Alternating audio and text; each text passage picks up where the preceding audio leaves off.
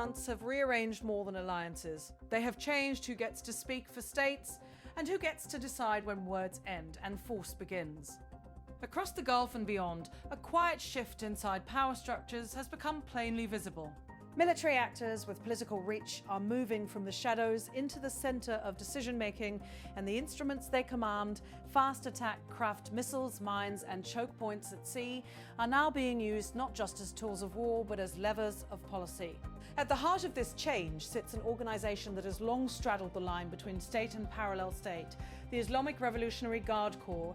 In early March, a senior military figure stepped into the top command of that body. His elevation was not merely a personnel change. It was a signal that the institution's operational imperatives will be central to how Tehran projects power and negotiates compromise around the same time Iran's clerical hierarchy moved through. A rapid and consequential transfer of authority at its very apex. The combination of a reinforced paramilitary command and a new supreme leader with close institutional ties to those security networks has produced a political environment in which battlefield and bargaining table are now tightly, sometimes awkwardly intertwined. Those dynamics were on display in Islamabad, where Pakistani mediation opened an unusual channel between Washington and Tehran. The stated aim of proximity talks was familiar enough: reduce the risk of wider conflagration, separate diplomacy from battlefield logic, and build guardrails against miscalculation at sea.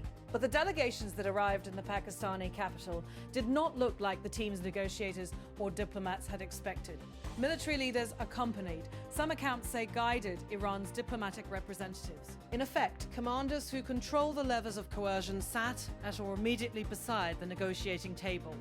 That arrangement reflected an intentionally different bargain. Any compromise reached without the active consent of those who control weapons and maritime posture risks being undercut. As soon as diplomats turn their backs, that parallel chain of authority is not a theoretical worry. The Strait of Hormuz, a narrow maritime throat through which a substantial portion of the world's oil supply passes, has been used as a bargaining chip. Measures ostensibly designed to assert sovereignty have in practice restricted shipping, interdicted transits, and in some cases struck vessels relied upon by governments and commercial actors long accustomed to free passage. When diplomats offer flexibility and armed units on the water act differently, observers do not see mere miscommunication. They see a domestic hierarchy in which operational commanders can negate or enforce diplomatic commitments. Outside the Persian Gulf, other non-state actors have been explicit about the leverage afforded by narrow waterways. In the Red Sea, Houthi leaders have publicly warned they could move to close the el-Mandeb Strait if regional pressures continue. That warning was framed not as idle rhetoric, but as a strategic lever intended to shape the choices of distant capitals. A closure of Bab el-Mandeb would force a costly rerouting of commercial traffic around southern Africa, with dramatic implications for trade and energy flows between Europe, Asia, and Africa. Taken together, threats to Hormuz and to Bab el-Mandeb create an environment in which insurers, shipping lines, and purchasing nations must reprice risk in real time. The economic consequences are immediate and tangible. Even the credible suggestion of a blockade or disruption in these straits sends ripples through global markets. Oil and gas prices spike on perception as much as on physical interruption. Shipping companies reroute to longer lanes at higher fuel and time costs. Insurers raise premiums, all pull cover in high-risk corridors. Brief distress disruptions cascade into price shocks and logistical headaches that take months to unwind. That reality makes maritime coercion a powerful political instrument. It imposes costs quickly, tangibly, and often outside the normal domestic political cycles of the states that are most affected. For Western naval coalitions, the practical difficulty of guaranteeing the security of commercial shipping without risking wider escalation is acute. Navies argue they can keep sea lanes open. Adversaries and their proxies counter that geography and asymmetric tactics. Fast attack craft operating in congested waters, mines laid in narrow channels, long-range strike capabilities launched from shore complicate that effort. The result is a political calculus fought on two fronts. One intended to demonstrate deterrence and operational capacity, the other meant to avoid the very escalations that could make the seas unusable for commerce. This brings diplomats to a central, uncomfortable question. How do?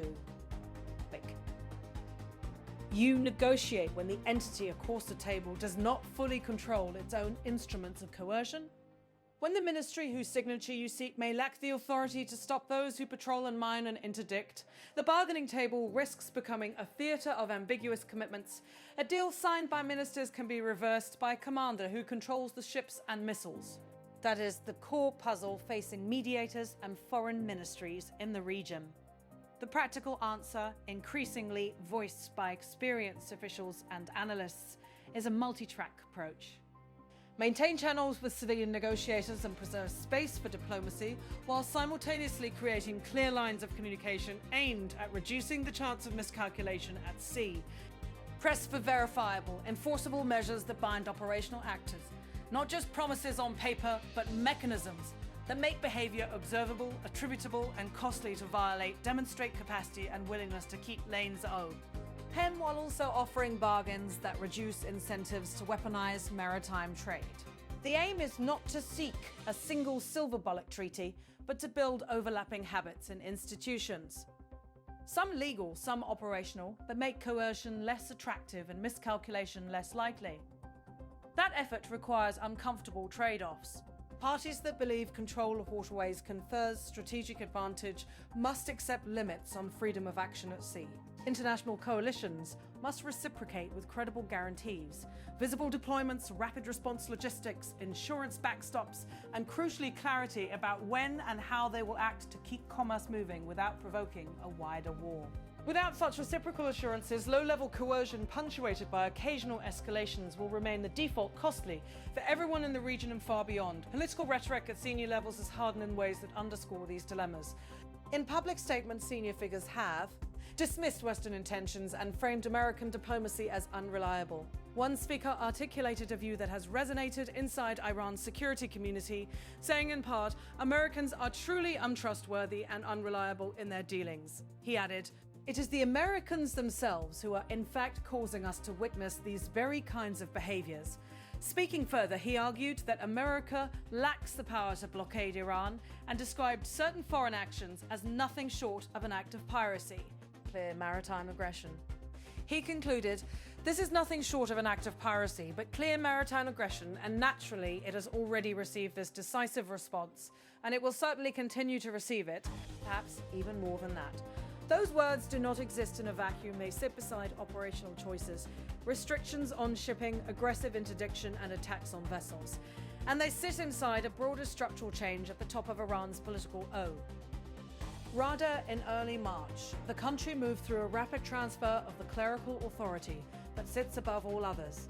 Observers have noted that the new leadership has closer institutional ties to the Guard than some predecessors, a shift that further concentrates power in networks allied with the IRGC. That context helps explain why military actors have felt emboldened to sit in negotiating rooms that were once the sole domain of diplomats and political ministers. For Washington, those shifts matter for how deterrence and diplomacy are calculated. The administration in office returned to the White House in January of 2025, changing both tone and thresholds for action. Leadership changes shaped the choices of allies in the region who look to American commitments for reassurance. They also shape the calculations of Iran and allied non-state actors who test those commitments and seek to exploit perceived inconsistencies. If an adversary believes it can impose costs on international travel and safely reverse course, if pressured, it has a powerful incentive structure to do so. The diplomatic theatre has produced signals that are, at times, contradictory. On one hand, there have been public and private acknowledgements from Tehran's diplomatic rank about the potential for conditional steps to reduce tensions. On the other hand, armed units operating in and around narrow straits have often undercut those signals. The consequence is a talking space where words of flexibility are issued even as instruments of coercion continue to operate under a parallel chain of command. For foreign interlocutors, that creates the practical problem of negotiating with more than one authority, the ministry on paper and the commanders who command weapons and maritime control. To navigate that space, mediators must design diplomacy with enforcement in mind. Verifiable limits on certain classes of maritime activity, clear no-go zones, third-party monitoring, and cooperative search and rescue were traffic management frameworks can translate words into observable behavior. confidence-building measures that reduce the chance of accidental escalation, such as hotlines, standardized rules of engagement for commercial vessels, and joint maritime corridor patrols under an agreed rubric, can also help. But those measures will only matter if the parties who control the means of force see compliance as serving their operational interests, or if violations are met with predictable and proportionate costs. There are no easy fixes. Any effective solution will require parties to accept uncomfortable trade-offs. Those who believe control gives them strategic advantage must yield some freedom of action at sea. International coalitions must demonstrate they can keep lanes open without provoking the very escalation they seek to deter. In the meantime, the economic stakes will continue to drive political pressure. Energy markets, shipping schedules, and global supply chains are all sensitive. Beef to even the slightest upticks in perceived risk. The decisions made in narrow waters and crowded negotiating rooms in the coming weeks and months will determine whether commerce continues with manageable risk, or whether a regional contest reshapes the global economy in ways that will be hard to reverse. If the goal is to reduce the chance of wider war, the task for diplomats and strategists is straightforward in principle and fiendishly difficult in practice. Build a credible mechanism that ties words to actions and empowers interlocutors to enforce those actions before a spark in a narrow strait becomes a regional conflagration with global repercussions. That will require not just talk, but operational agreements, legal instruments, and mutual guarantees that make maritime coercion an unattractive, costly, and ultimately self-defeating option. For now, the world is watching as seaways and sovereignty, diplomacy and force, law and coercion collide. The balance between restraint and escalation will be tested in small, concrete choices: how a single vessel is treated as it transits a choke point, whether an incident is transparently attributed and addressed, whether mediators can coax commanders and diplomats to accept the same set of rules. Those small decisions will add up. They may chart a path to an uneasy, enforceable stability, or they may set in motion a chain of costs that reverberate through markets, through capitals, and through everyday lives around the globe. In the end, the question is not whether maritime leverage can be used. The answer is clear: it can. The question is whether the international community can marshal the political will, the operational coherence, and the legal mechanisms to channel that leverage into predictable behavior rather than unpredictable risk. The coming weeks and months will tell whether negotiators can bridge institutions and compel action at sea, or whether narrow waters and narrow rooms will become the fault lines. But the larger, more dangerous contest.